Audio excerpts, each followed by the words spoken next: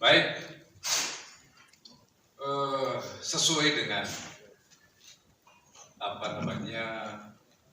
legal standing saya itu memang mendapat tugas yang cukup berat dari DPP HAPI, terutama sejak dulu sampai sekarang. Tentu DPP HAPI yang saya maksud ini pada saat itu ya Prof. Jimmy kan. Prof. Jimmy memberikan pada saya agar supaya tetap dihidupkan kembali Markas Besar Advokat Republik Indonesia yang namanya KKI itu. Sehingga di sini saya laporkan sekaligus kepada Bapak kita yang mewakili Kapolda. Mohon izin Bang, namanya siapa Bang? Anang Usman. Pak Usman? Ya. Pak Anang Usman. Jadi perlu saya laporkan kepada Pak Anang Usman. Jadi undang-undang advokat kita sebenarnya memang pasal 33 itu sudah menjelaskan bahwa seluruh kode etik advokat Indonesia yang sudah disahkan oleh KKI pada tahun 2001 sah secara mutandis berlaku sebagai sesuatu yang digunakan sebagai norma mengatur perilaku advokat.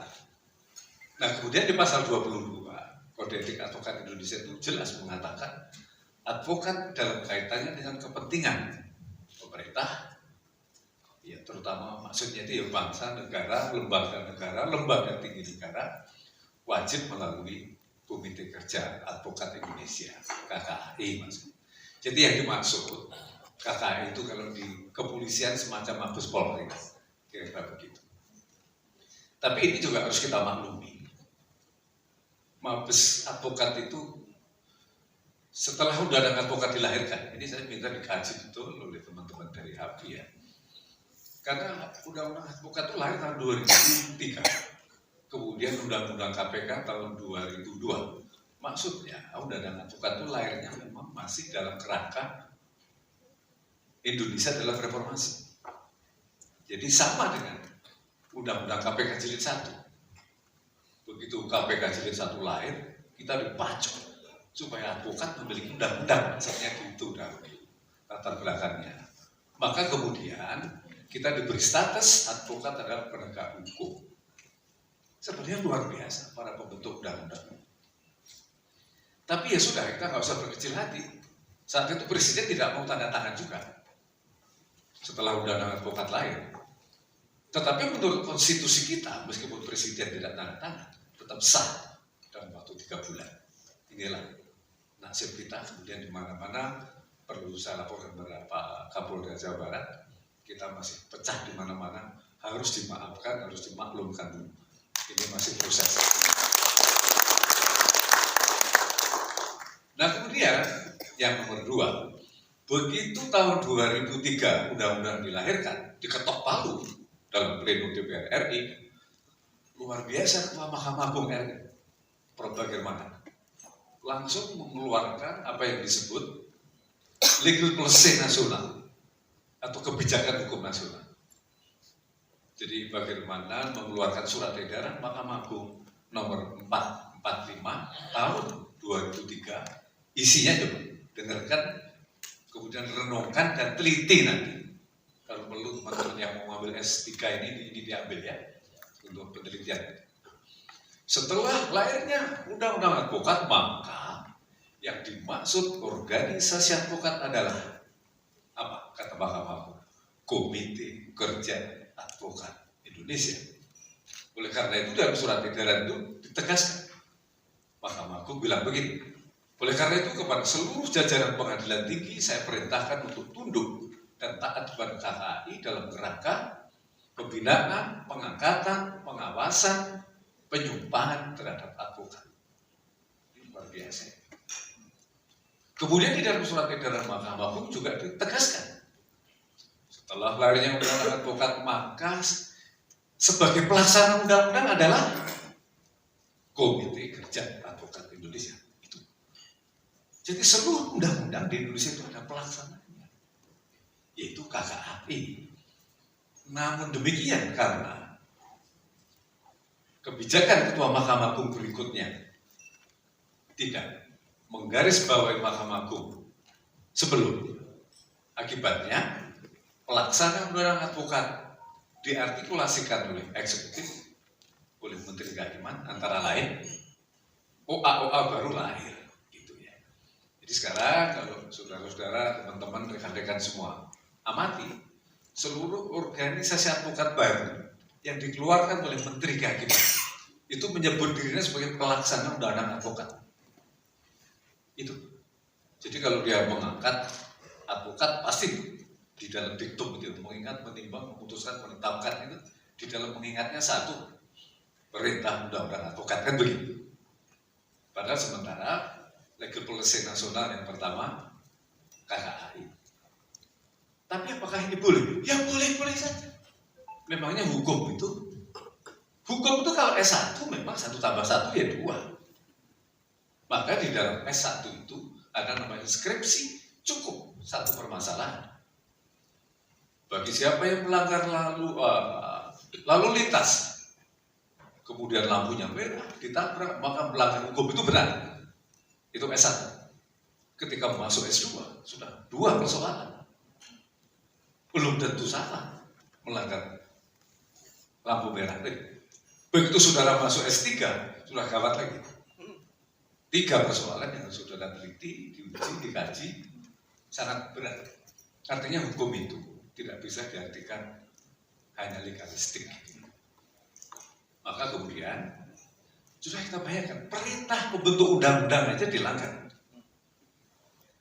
Jadi undang-undang itu diciptakan oleh legislatif dari perspektif trias politika, ya, teori Montesquieu. Ini aja masih dilanggar. Artinya undang-undang advokat itu menurut perintah pembentuk undang-undang kan jelas. KKI semacam Mabes, semacam PBB lah KKI itu.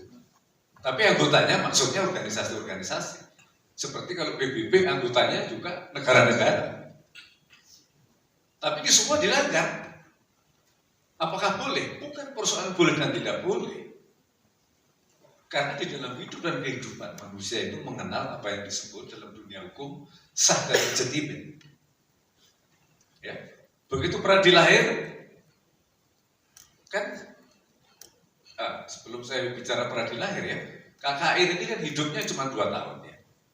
2 tahun, begitu kita lahir, luar biasa, Federasi Advokat Jepang datang, organisasi advokat Amerika datang, semua mengayu bagi, sangat senang sekali Indonesia sudah memiliki Mabes seperti polisi, seperti jaksa memiliki juga Kejaksaan Agung, seperti hakim juga memiliki Mahkamah Agung, maksudnya begitu. Begitu bahagianya organisasi advokat nasional yang dari Amerika itu, begitu kita KKI lahir, kita ada acara internasional semacam banding seminar begitu, kita mengundang seluruh komunitas internasional, karena saat itu saya juga panitia juga. 8 organisasi ini dulu nggak punya duit, ya sudah kita kumpul, jadi 8 termasuk HAPI, acara internasional nggak ada uang, gimana ya? Ya udah terkumpul 50 kali 8 berapa? 100, 200, 400 juta. Sementara kita sewa hotel mulia, ya nggak cukup untuk parkir aja nggak cukup. Tapi hebatnya kita karena sudah memiliki Mabes saat itu. Bang Buyuk memerintahkan pada Mulia Lubis supaya melobi organisasi advokat Amerika supaya membiayai.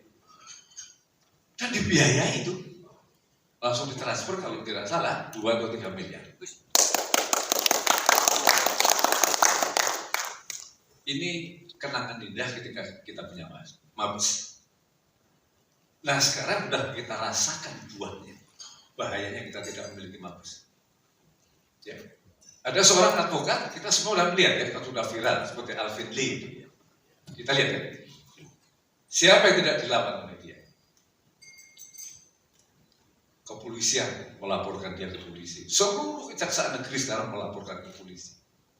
Merasa dicemarkan dan lain sebagainya. Kenapa itu terjadi? Ya kita tidak punya Mabes.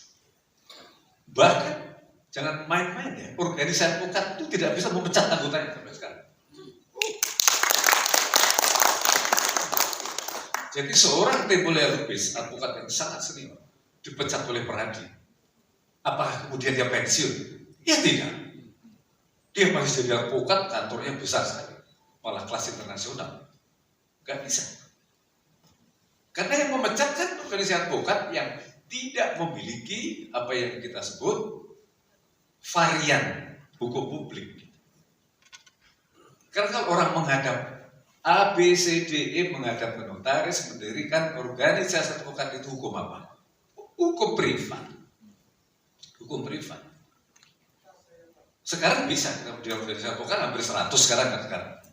Jadi perlu saya laporkan Pak Kapolda Jawa Barat, sudah 100 organisasi advokat jumlah, bisa kita bayangkan. Gawatnya juga nanti penyidik melawan advokat demikian banyak. Ya karena tidak ada mengawasi. Ya. Kalau selama ini sebelum pecah begini, kalau kita menghadap hakim kan yang mulia, mohon izin, sopan. Karena teman-teman penyidik, jaksa, apa kabar bang? Gitu. Sekarang putusan kalah samplui sama sabuk kan, percopot, gebukin hakim. Ini gimana? Lalu siapa yang bisa mengadili advokat yang memukuli hakim itu? Nggak bisa. Akhirnya polisi turun tangan, ditangkap, ditahan, dihukum. Bahaya kita ini. Sekarang kita mendampingi klien sebagai saksi di KPK. Apa kata KPK? Oh nggak bisa, belum tersangka kok. Nggak bisa didampingi. Terus kalian mau lari kemana? Judicial review. Mau gugat ke MK, ke MA, ke KPK, nggak ada jalan. Karena apa? Karena kita tidak memiliki mabes tadi, sehingga kita tidak memiliki forum untuk membuat satu kebijakan hukum yang bersifat hulu. Kira-kira seperti itu. Jadi ketika saya sendiri mendampingi klien saya, penyidik bilang, bang, mau izin bang, belum bisa didampingi karena saksi. Ya kita nggak bisa ngomong dengan penyidik melarang. Gimana melarang? Sampai saya berargumentasi pakai hukum yang termodern pun ya tidak digubris. Karena apa? Karena kemudian kan semacam perintah gitu. Nah itulah makanya mari kita semua sekarang mulai menyadari bahwa ini kita masih di alam perpecahan. Di alam perpecahan itu, nah itu kalau di dalam ilmu pengetahuan tradisi akademisi kan ada tesa, sintesa, antitesa ya. Nah kita itu akan menuju tesa baru. Ini lagi memasuki antitesa. Nanti akan memasuki tesa baru. Nah itu. Jadi oleh karena itu, karena di mana-mana semua ini organisasi juga pecah. Saya juga kemarin menjadi ahli diperiksa oleh Mabes Polri, Kapolda, karena ada organisasi. Tapi ini organisasi bukan advokat ya, organisasi IPA. Notaris IPA, karena progresnya pecah maka ini dilaporkan polisi juga. Saya bilang teman-teman penyidik, untung teman-teman penyidik itu sekarang kan keren-keren ya, sudah sekolah luar negeri semua jadi pinter-pinter, logikanya bagus, logika hukum. Saya bilang, Dimas, forumnya bukan di sini.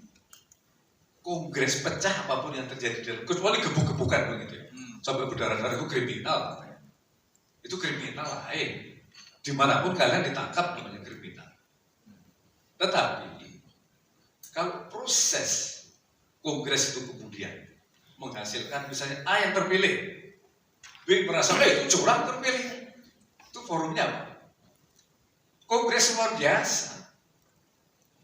Makanya meskipun Peradi juga pecah ya, sepanjang masih Peradi itu, forumnya nanti munas bersama. Misalnya HP nanti misalnya akan ada 2, 3, 4, 5 saya tidak tahu ya. Ya tentu nanti forumnya harus kita satukan kembali menjadi satu. Nah kalau nanti kita ingin kembali kepada undang-undang advokat, misalnya apakah masih bisa kita mewujudkan mabes? Ya bisa saja. Kenapa nggak bisa? Yang menjadi persoalan sekarang memang saya akui. Ini saya akui, mudah-mudahan saya tidak salah. Memang pemerintah negara sendiri sepertinya belum sadar, bukan tidak mau, belum sadar bahwa di dalam criminal justice system itu advokat harus masuk. What is the meaning is criminal justice system?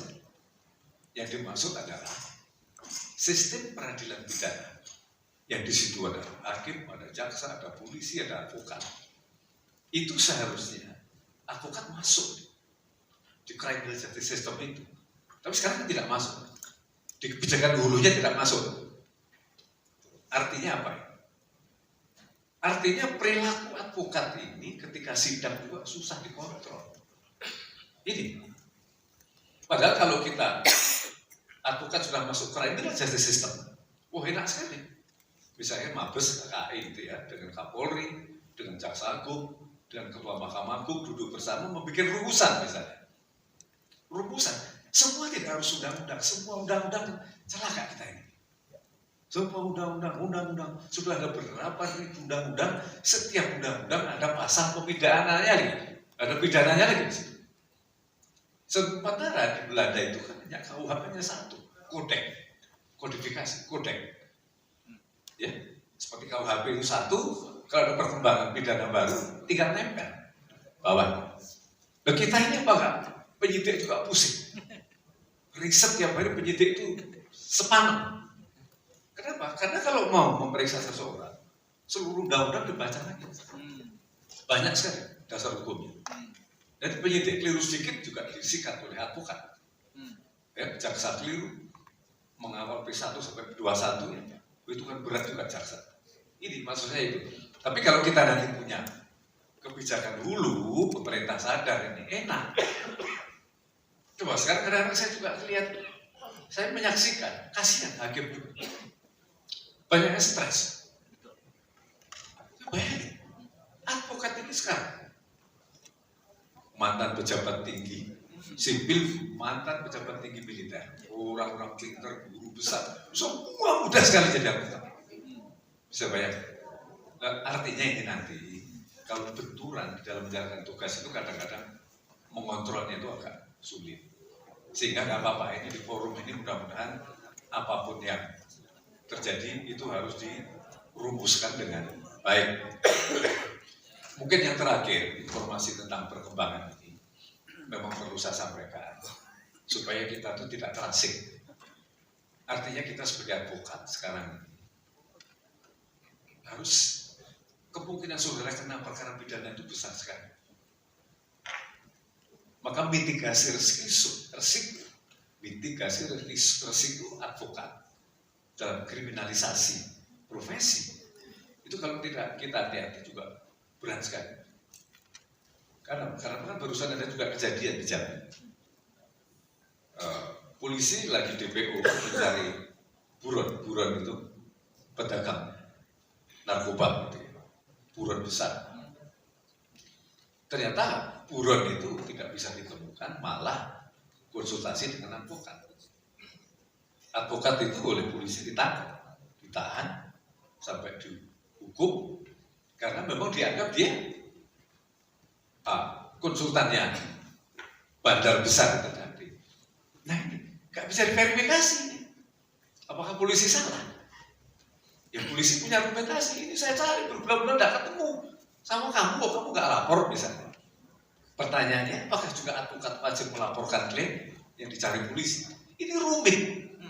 Tapi ini semua sebenarnya selesai apabila kita memiliki Mabes tadi. Jadi nanti membantu juga kerja kepolisian, kejaksaan juga. Pada akhirnya atas kasus ini tadi, yang seorang advokat ditangkap ini, kemudian saya diminta menjadi ahli.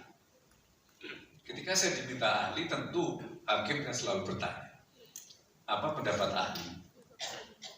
Apakah advokat boleh mendampingi buron? Gitu ya. Itu saya mau ngomong apa sebagai ahli.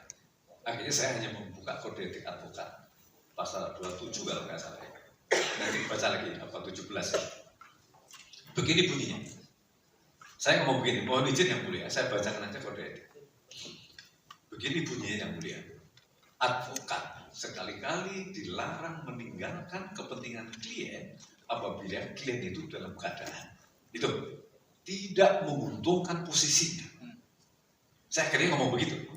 Sehingga yang mulia pada saat itu klien itu posisinya ngeri sekali di DPO.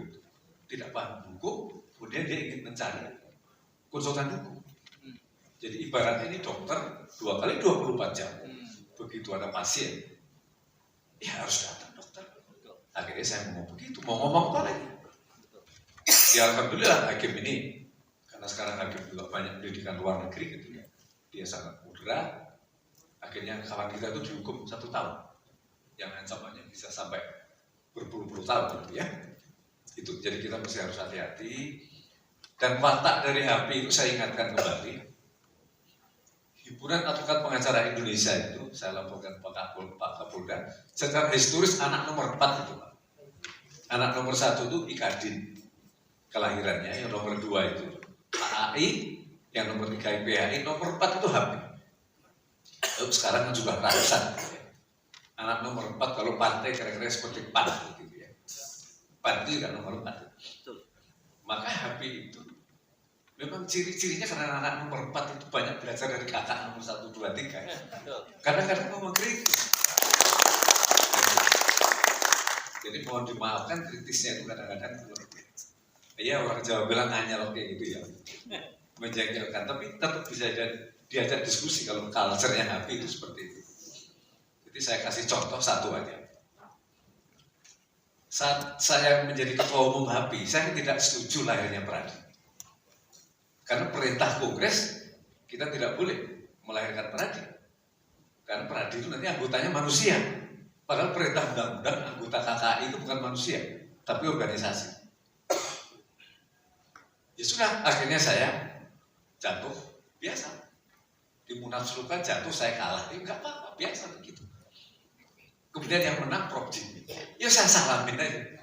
Ya wes Mas, silahkan, selamat, berjuang ya. Berteman, Pak, sekarang nggak pernah musuhan sama saya. Nah, suatu saat saya tegur Bang Buyung almarhum. Suwardi, cepat bubarkan itu Peradi. Bang, saya sudah nggak ketua umum, sudah dilengsarkan gara-gara bubarkan itu. Ya udah kamu kejar lagi supaya jadi ketua umum lagi. Bang, ketua umum itu banyak nggak perlu duit. Saya nggak punya duit. Ya kalau nggak punya duit sudah pulang ke kampung jadi petani. Gitu. Jadi guru kita Bang Buyung itu luar biasa. Luar biasa. Akhirnya saya kumpulkan itu. Saya cari dana, terkumpullah dana saya karena saat itu ya. Maka udah lama, 10 tahun lalu ya. Sekitar ya hampir 100 juta gitu ya. Besar. Sudah akhirnya saya munaslukan lagi itu Prof. Jimmy itu. Saya munaslukan karena yang minta anak-anak DPD kan. Saya munaslukan Prof. Jimmy kalah. Nah, saya jadi ketua umum lagi. Itulah HP. Begitu saya jadi ketua umum, ya. Akhirnya Prof. Jimmy nyalamin saya, udah selamat Mas. Saya bilang, iya makanya dirikan Peradi. Habis gimana? Ini kan sudah harus didirikan, ya sudah, nggak apa-apa. Begitu saya jadi ketua umum HAPI, disitulah HAPI lagi mengumpulkan Ikadin, IPHI, AAI nggak mauan pasal itu ya. Kita umumkan di Kompas pembubaran Peradi begitu, biasa saja gitu. Begitu saya umumkan di Kompas tengah halaman itu kan mahal biayanya, nggak ada duit kita 150 juta gitu. Ya sudah kita arisan aja gitu. Lalu saya umumkan pembubaran begitu. Biasa, akhirnya sampai terjadi pada saat ini seperti ini keadaan. Karena apa? Jadi kita itu nggak ada yang salah. Karena kebijakan negara sendiri, kebijakan pemerintah sepertinya belum menginginkan advokat itu memiliki mabes. Padahal ini adalah ancaman bagi para penyidik, penuntut, hakim juga kalau kita nggak punya mabes. Bagaimana mengatur advokat? Mana bisa diatur advokat? Baru dilantik sekarang, besok udah jadi bos juga. Nah kalau zaman saya dahulu lain. Mohon izin Pak. Zaman saya dulu kan masih advokat orde lama gitu ya. Untuk menjadi advokat syaratnya menangani perkara 10 pidana, 10 pidana. Jadi saya masuk di surat kuasa, masuk di putusan Mahkamah Agung sampai inkrah. Nah, setelah itu baru diuji oleh pengadilan tinggi, jadilah advokat begitu. Maka dulu namanya ada asisten. Nah sekarang kita dihilangkan asisten advokat itu. entah namanya apa kan. Oh iya. Kalau dulu asisten advokat itu ya kemana-mana saya bawakan tas. Iya. Bos saya nggak ada masalah, bukan atasan bawahan, bukan itu. Jadi saya sebagai asisten, dulu saya asistennya Mr. Sumarno, Pemerianto sama JC Sujam di Solo dan di Jogja. Biasa, bos saya bilang, Suartinya nggak ada uang di kantor ini, padahal perkara kita banyak. Nah, berarti klaimnya ditarik dong Pak. Nggak ada yang mau, katanya nggak punya uang. Nah, kita asisten kan harus kreatif. Akhirnya saya datangi satu persatu tuh di Suleman. Ternyata punya sapi, saya suruh jual sapinya. Mantap. Akhirnya 3 sapi saya jual, akhirnya perkara saya bisa ke Mahkamah Agung. Saya laporkan, Pak dapat uang sekian. Harus jujur, modal advokatnya harus jujur kalau sama asisten sama bos kita ya, yang udah sepuh begitu ya. Begitu, jadi enak itu. Dahulu itu enak. Mr. Sumarno dilaporkan polisi dari tersangka, dikeroyok oleh 80 advokat dari Jakarta. Karena dahulu gitu ya. Sekarang saya lihat kalau teman advokat dilaporkan polisi, pada disyukur rasain lu gitu. Coba, ngeri kan? Ngeri. Padahal kita itu sama dengan polisi, harus ada jiwa korsa. Betul. Advokat sekarang kalau perlu, ajar itu advokat itu ngomong sama kliennya begitu. Padahal kalau zaman dulu, saya kan tes kode etik, dites kan. Dulu saya jawabnya ini kalau ada advokat merugikan kliennya lapor polisi, datang kamu gimana?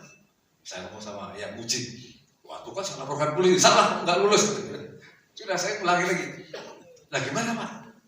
Advokat itu kamu datangin dulu, ajak ngomong baik-baik, jangan langsung lapor polisi. Ingatkan bahwa dia ada yang kurang. Nah itu, ya itulah kira-kira jiwa korsa kita. Sedikit banyak tolong untuk dicamkan kembali. Dan agenda pada hari ini tentunya judulnya juga rapat kerja nasional yang mudah-mudahan bisa menghasilkan sesuatu yang bermanfaat. Amin.